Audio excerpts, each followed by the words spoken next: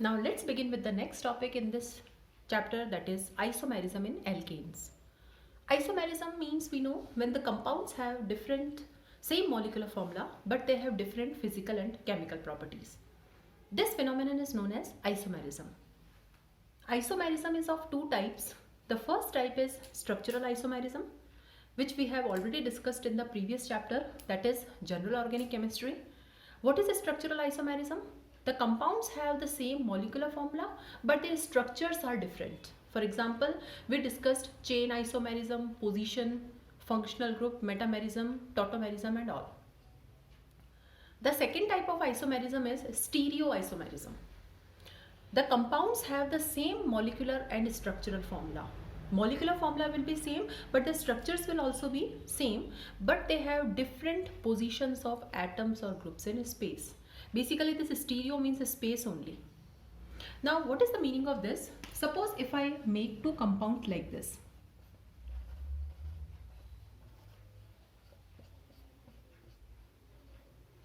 Now both the compounds are exactly same, their molecular formula is same, the structure is also same, but you can see the position of atoms or groups in space is different. Okay, here A is here and here A is here. So this type of isomerism is known as stereoisomerism. And in this unit we are going to discuss about stereoisomerism only.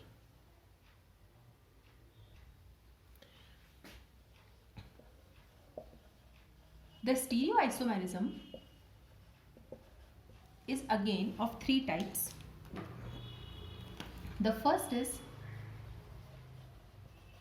conformational or rotational isomerism. The second type is geometrical isomerism and the third type is optical isomerism. Okay, so stereoisomerism is again divided into three types. Conformational or rotational is found in alkanes, geometrical is found in alkenes, and optical isomerism we are going to discuss in 12th class. Okay, so in this unit first we'll discuss conformational isomerism in alkanes and then we'll discuss geometrical isomerism in alkenes. So first we are beginning with conformational or rotational isomerism. Conformational or rotational isomerism. Now we know that in alkanes there is carbon-carbon single bond. Okay, and this carbon-carbon single bond has sigma overlap. Sigma overlap is like this. Okay, and because of this sigma overlap free rotation is possible.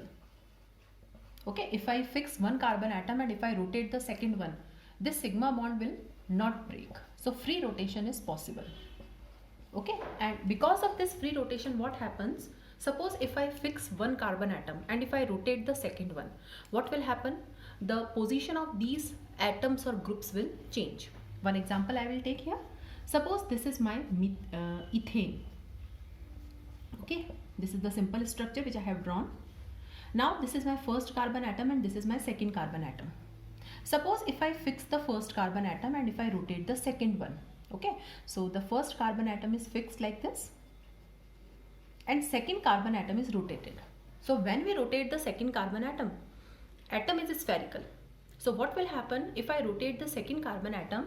These hydrogen atoms will change their positions. Suppose if I rotate the second carbon atom like this, so the position of these hydrogen atoms will change depending upon the degree by which you rotate the carbon atom.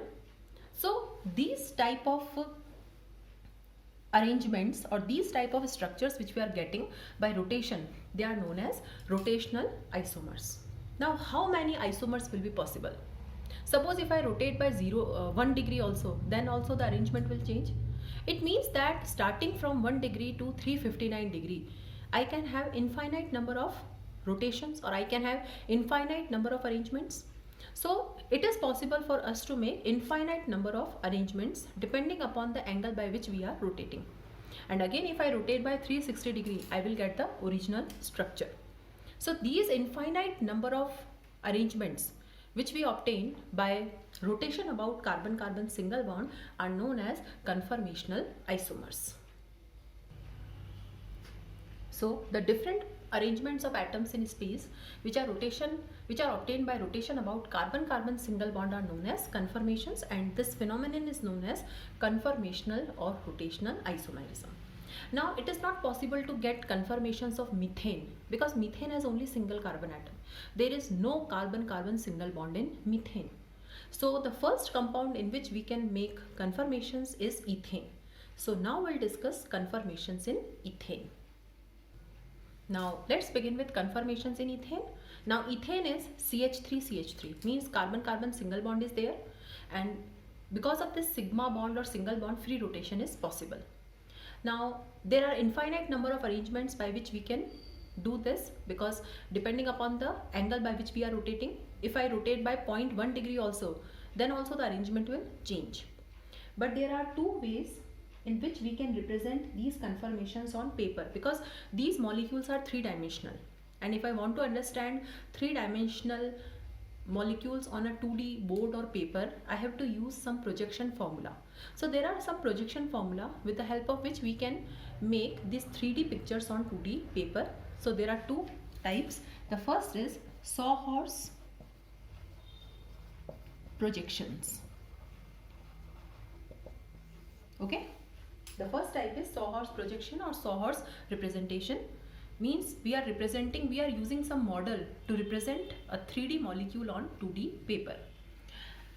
In this sawhorse projection, the molecule is viewed through an oblique angle like this. Okay, so this is my first carbon, this is my second carbon. Now this carbon is having 3 hydrogen atoms. Now the total angle is 360, and 360 divided by 3 is 120. So suppose this is the first hydrogen atom, this will be the second, and this will be the third hydrogen atoms. Okay, so these are the 3 hydrogen atoms attached to the first carbon. Now this is the second carbon. Suppose this is the first hydrogen, this will be the second, and this will be the third hydrogen atom. So in sawhorse projection, the molecule is represented like this. The molecule is viewed through an oblique angle. Okay, now to each carbon atom, 3 hydrogen atoms are attached at an angle of 120, 120 and 120. Now we can rotate by at any angle by keeping one of the carbon fixed and rotating the other. But generally we do it by 60 degree. Why 60 degree? Because it is, since this angle is 120, so it is very easy to make half of it. So what I will do here, I will fix the first carbon atom. So first carbon atom, I have not changed the positions, and I will rotate the second carbon atom.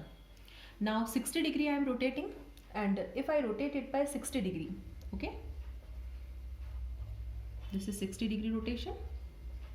So this hydrogen will come here in the center, this hydrogen will come in the center, and this hydrogen will come in the center.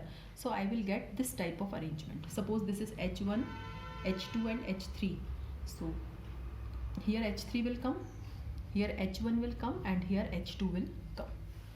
Okay, again if I rotate by 60 degree, what will happen? This H3 will come here, H1 will come here, and H2 will come here.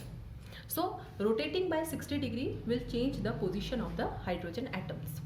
And again if I rotate by 360 degree, so I will get, after 6 transformations, I will get this original structure. This is known as conformational isomerism. Now this is the form in which we can see that all the hydrogen atoms are away from each other. Okay, this form is known as staggered form. And this form, now you can see these 2 hydrogen atoms are quite close. This form is known as eclipsed form. So when staggered is rotated by 60 degree, we get eclipsed. Suppose if I rotate the eclipsed by 60 degree, again we get the staggered. So these 2 forms keep on interchanging by rotation through 60 degree. The second type of rotation is known as, second type of conformation is known as Newman projections or Newman representations. Now in Newman projections, what happens? The molecule is viewed from the front. Okay, like this. Suppose this is the first carbon atom, and these are the 3 hydrogen atoms. Now behind this carbon atom, the second carbon atom is there, but since I am viewing the molecule from the front, I cannot see the second carbon atom. So second carbon atom is represented by a circle. Okay, the circle represents the second carbon atom. Now the second carbon atom is also having 3 hydrogen atoms at an angle of 120, so I will make like this. Okay, now this form is known as a staggered form because all the hydrogen atoms are quite away from each other. Now rotate it by 60 degree by fixing the first carbon atom. So first carbon atom is fixed, rotation is done by 60 degree. Now what will happen? Now this angle is 120, so if I rotate by 60 degree, this hydrogen will come just behind this hydrogen atom. So it is shown like this. This hydrogen will come behind this. So it is drawn like this, and this form is known as eclipsed form. So here also when staggered is rotated by 60 degree, we get eclipsed. Again, if eclipsed is rotated by 60 degree, we get staggered, and so on. If the rotation is done by any other angle, suppose if I am not rotating by 60 degree, then we'll get some other structure, and that form is known as gauche or skew form. Okay, so gauche or skew form we get when the rotation is not by 60 degree. Suppose if I rotate by 20 degrees, then I will not get the eclipsed form. What I will get? I will get the gauche or the skew form. Okay, now we have seen that if I rotate the staggered form, I will get eclipsed. If I rotate the eclipsed form, I will get the staggered. Okay, and again by rotation, the position of atoms will change. But if we closely observe the staggered and the eclipsed form, we will find that in a staggered form, all the atoms are quite away from each other. And because of this, the repulsive interaction is less because the electron pairs are quite away from each other. And because of this, it is more stable and it has less energy. So staggered form is more stable, but in eclipsed form, the hydrogen atoms are quite close. More repulsion is there. So eclipsed form is less stable and it has more energy. So staggered form changes to eclipsed form. But what happens? The energy difference between the two forms, that is the staggered and eclipsed, is very less, which is easily available at room temperature. So at room temperature, staggered and eclipsed forms are interconvertible. Means staggered will change to eclipsed, eclipsed will change to staggered, and so on, and this process continues. So this was all about the conformational isomerism in ethane.